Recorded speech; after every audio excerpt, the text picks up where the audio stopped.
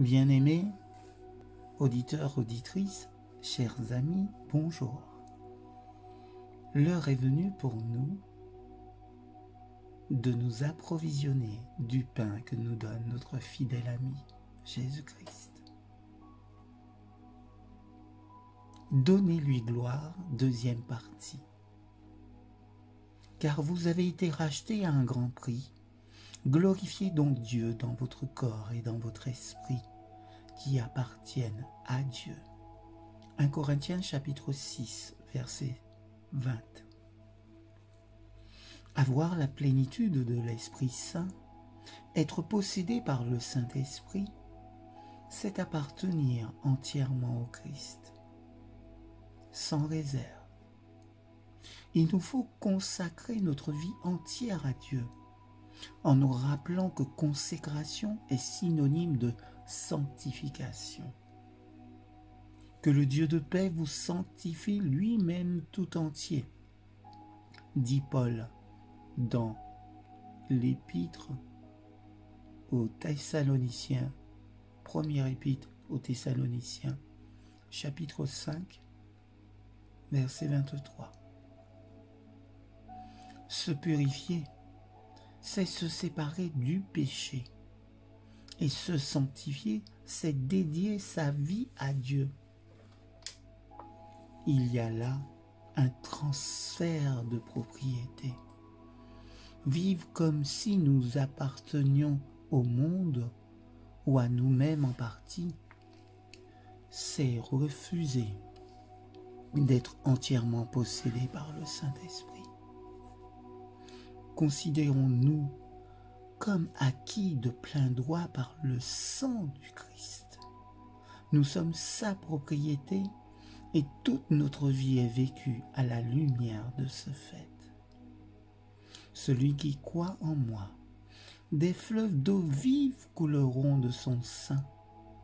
Il dit cela de l'Esprit qui devait recevoir ceux qui croiraient en lui. Car l'Esprit n'était pas encore donné parce que Jésus n'avait pas encore été glorifié. Jean chapitre 7, versets 38 et 39. Il fallait que Jésus soit glorifié avant que l'Esprit soit répandu. La même chose est vraie pour nous. Jésus doit régner en souverain dans notre cœur. Si nous l'acceptons, alors l'eau de la vie coulera comme un fleuve. La vie consacrée, la vie mise à part, pleine possession de Dieu est la vie centrée sur le Christ. Toute autre sorte de vie est centrée sur le moi.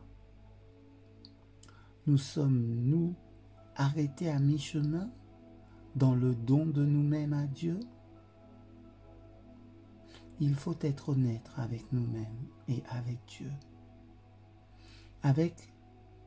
Oui, alors le Saint-Esprit se chargera du reste.